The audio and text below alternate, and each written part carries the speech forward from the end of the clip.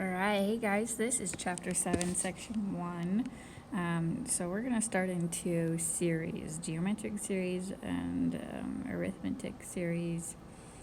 Just looking at those formulas, how we can really examine, maybe find some of them. So there's a lot going on. Now before we get started, I want to do a brief review from your previous math classes, or maybe hopefully last year, so it's kind of fresh. But if I'm given an arithmetic sequence, there's a formula to find the arithmetic sequence. You can take a sub 1, add it to n minus 1, and multiply by that common difference and then simplify. Or there's a separate option where you can take a sub 0, so the previous term before a sub 1, usually you just have to go back 1, then multiply by your n and your common difference. D is your common difference. That's what D stands for. Now we'll try an examples and go through these together. But these two formulas you're more than welcome to reference as you're building arithmetic sequences. Geometric sequences we will get further into in further chapters, but the formula is here. A sub n is equal to a to 1 times the r, which is your common ratio, to the power of n minus 1. Okay, and n is the number of terms whatever you're dealing with your arithmetic sequence and your geometric sequence. Okay, so we're going to do some examples. We'll come back to our series review, but this little review has some problems on here and some practice and some formulas that we'll be using in the future lessons in chapter 7. Okay, all right, so let's get started here. When the series or when the terms of a sequence are added together, that gives you a series. Okay, a finite series, it has an end site, or I guess you could put as it ends. It doesn't go on forever. That's what it means by finite. If you have an infinite series, it goes on forever. Think of infinity, there's just no end. It goes on and on, so it goes on forever. Okay, summation notation is n. This is the total amount of terms you're dealing with in your summation. Total amount of terms. And I is just what term you're starting with. Usually I is 1. You typically start with term 1. And then you come up with the explicit formula, which we use given from the a sub n equals n times d plus a sub 0. I usually use this one because I find it quicker and simpler, but you're welcome to use the first formula reference as well. Okay, so we're going to write a few series using summation notation. Now, since there's no dots after or before 25 and after 250, that means 25 is the first term, 250 is the last term. Okay, so to write this in summation notation, we know we're going to have our summation symbol. This really just means the sum. Okay, and our I will be 1, or you can use x. Typically with summations, they use the variable I. So our first term, I, is 25. And then you'll notice between 25 and 50, 50 to 75, we're adding 25, right? Plus 25. And if I were to get a sub 0 using that formula that I referenced before, a sub 0 plus d times n, that's what I'm going to go off of for our arithmetic sequence formula. Okay, a sub 0 would be 0, right? If I go back 1, subtract 25, I'd be at 0. And then my common difference is 25, and n will just stay n, but since we're dealing with the variable I, we'll have 25i. That will just stay a variable, because this tells you right here, your I or your n, this tells you what term to plug in, what number of term to plug in. Okay, so for example, since 0 doesn't add to it, we'll have 25i. And then this term here, 250, we need to figure out what term it is. So if I take 250 and set it equal to my 25i and solve for I, this tells me that 250 is term 10.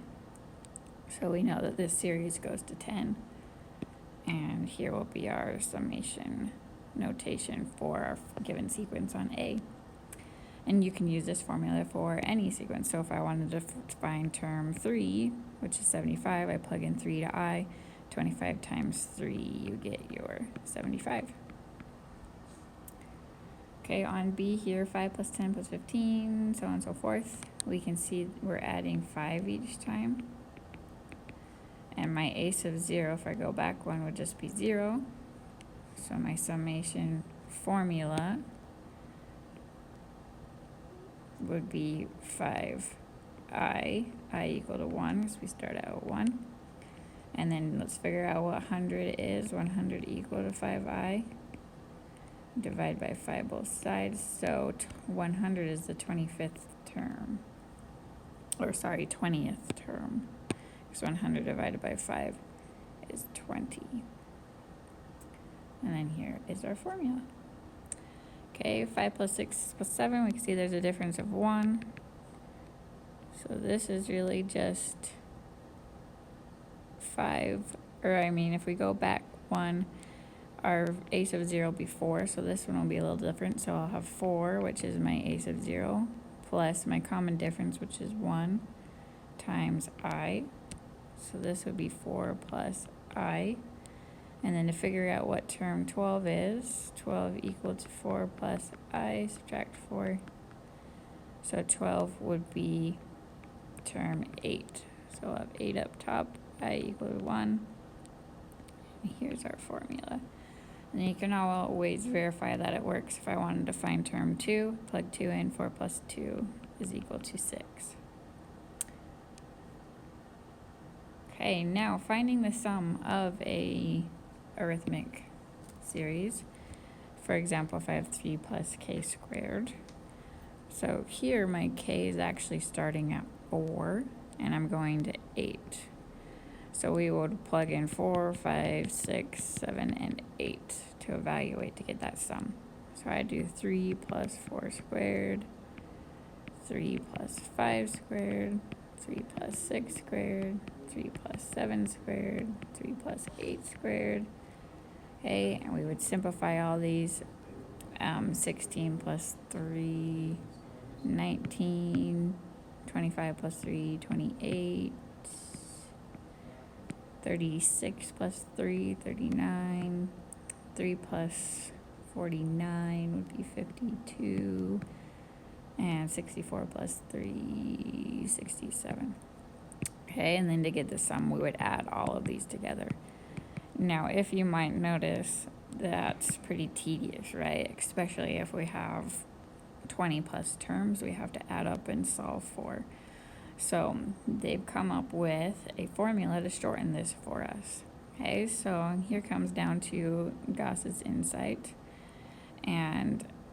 Gauss. How did Gauss sum the numbers of 1 to 100 so quickly?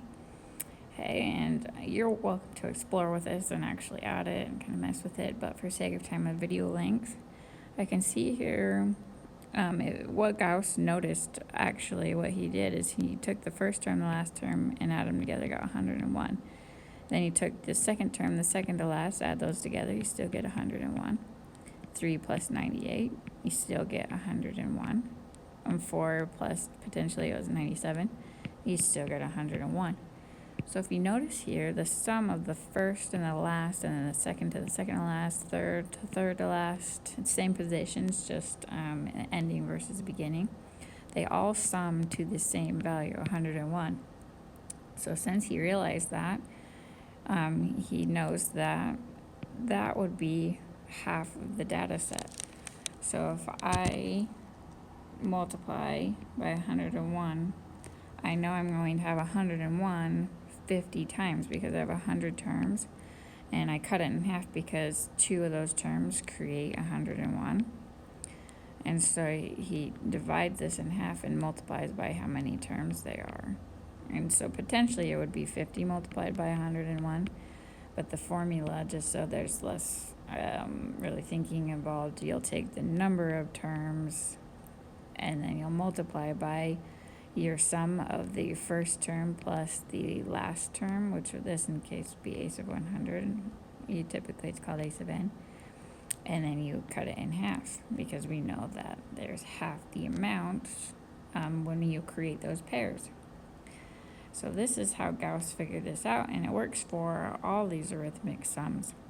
So if I wanted to sum 1 to 50, 1 is my first term, 50 is my last, so I'll add 1 plus 50. If I have counting by 1 and my last term is 50, that means I have 50 terms. Cut this in half because we know the pairs mean there's only half the amount. So really this is 25 times 51. And we get, go ahead and add this together. So 25 times 51, I get 1275. All right, so to sum this all up, a sum of an finite arithmetic series is, an S of n just means the sum of how many numbers or terms you're dealing with, is the number of terms n, okay, so this is the number of terms, multiplied by the sum of your first term added to your last term, a sub 1 plus a sub n, and then you divide it in half because we know we have half the amount because we created those pairs within the series. Okay, now this will work for all cases that we're dealing with. I just want to touch briefly